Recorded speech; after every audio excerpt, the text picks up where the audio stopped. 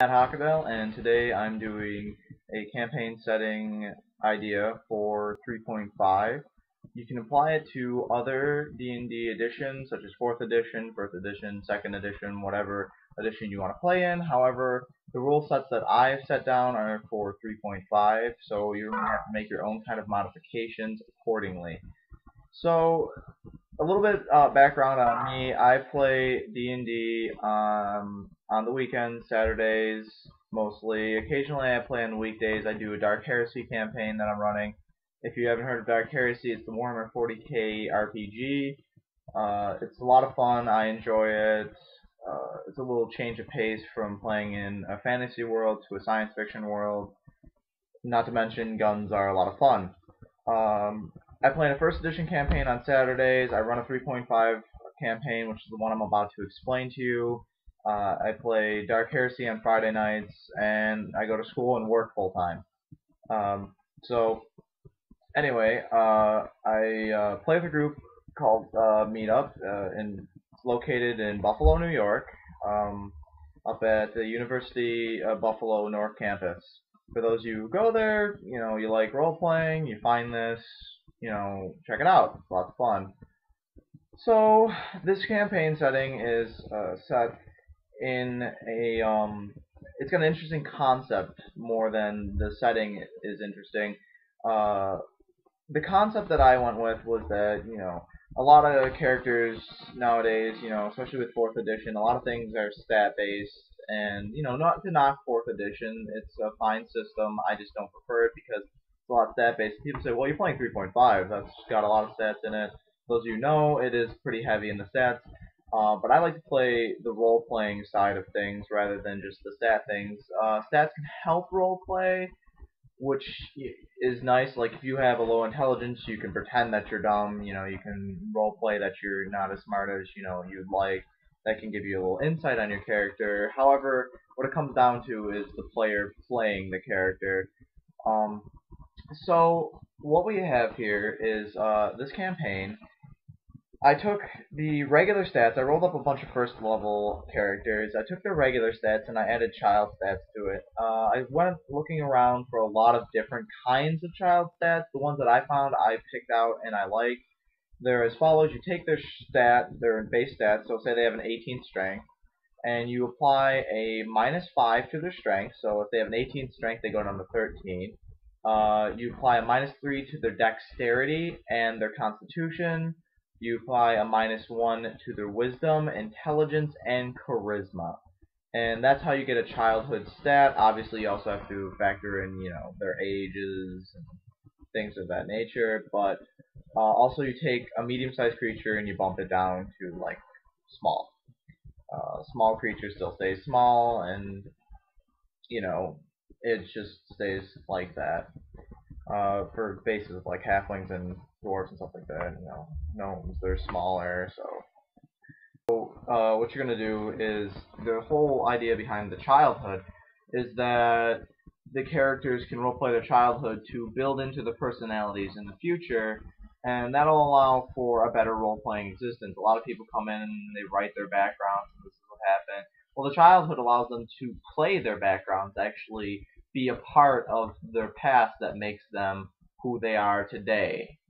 Um, so these children, you start the campaign with the children, and they're in a situation where they're just, they're free from their duties from the day, chores. They're being kids, and they hear these screams from a woman or someone. They're not quite sure. They go check out these screams. I had it placed in a stable because when they go in to search, they find this very fine white stallion, and they go, "Oh, hey, this is a really nice horse. I wonder, who's, maybe it's the king, maybe it's the princess or something of that nature." These kids go, "We need to help who's ever getting, attacked."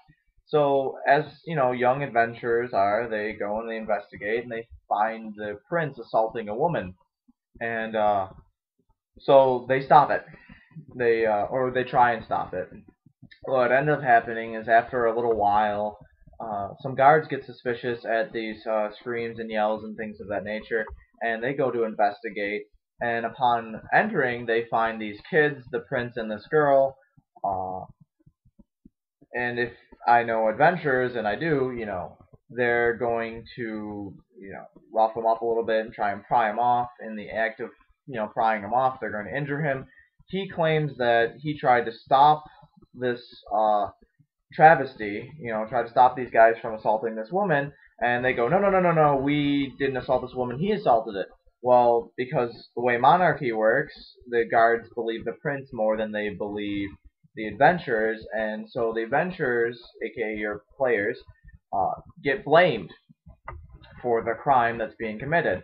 Well, the church there, specifically the Church of Pelor, because we had a cleric in there he was a young cleric at the time, and he, practiced religion. He believed, he goes to his church and he goes, hey, this is what happened, and the church knows what's going on with the monarchy, and they know that the prince isn't on the up and up, and he knows that a lot of crimes get hidden from these crimes get hidden and covered up because they're the king. This is what happens. This is how it goes. So the church thinks it's wrong. They take them and they hide them for X number of years and take them off to train in a secret facility far off. And I've had a lot of people say, oh, that sounds like, Fable, and I've never seen Fable. I've never played the game Fable. I've never played any of them, to be perfectly honest. So if it sounds like it, perhaps it is. I don't know. Like I said, I have never played. I have never seen it. I know almost nothing about it. I've heard a few people said that. So to clarify, I don't know. It could be, it could not be. That's completely unrelative to me. So these they get trained, and eventually they get sent off as an army to go to war. Because the North and the South start fighting with each other. The North being a lot of mountainous folk, such as goblins, orcs, and kobolds and things of that nature. And the South is being the human races. There's a few elven races up in the North in my campaign. There's a few dwarfs in the mountains. Whatever you want. I chose the war to be between goblinoid races because it sets up for an interesting point. The PCs find themselves fighting kobolds, goblins, orcs, and hobgoblins all working together. In the D&D universe, what strikes that as being odd is a lot of those races don't tend to get along with each other. Yes, they're of a goblinoid race, but not a lot of them get along. There's a lot of inner, tribal wars between them. So the characters discover this, and they're like, why are these races working together? Maybe there's something, bigger behind it. They get some mention that there's a bigger orc who's controlling everything, and so they go on an investigation. For now, that's where I'm going to leave it at. I have more to come later on, but I'm running a little bit longer than I'd like. But that is a setup for your PCs. I like to use their childhood memories as kind of like a plot hook, if you will. They're running through a field and they're exploring like this cave, and in that cave they hear like these voices or whatever. It scares the ever-loving bejeebies out of them, because bejeebies is very scary, and they get pulled out of this cave, and they run away and they all go and hide off. And then, the characters' older selves are walking through these caves and things like that, and just trying to explore. So, and then the other thing for this little particular setting is, how do you handle, the death of the children? Say they get involved in something and they botch something and they end up dying. Well, I just, write that off as, the memory gets a little bit fuzzy and they wake up having a nightmare or something like that, and from that point on, you take the role of the older player character. Well, for now, that's the end of this, because I've run my time here.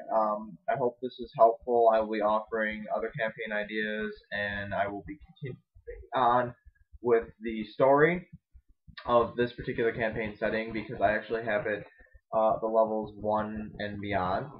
For now, you have a wonderful role-playing experience. I hope this has been helpful. Comments are appreciated. You have a wonderful day. I'm Matt Hockaday signing off.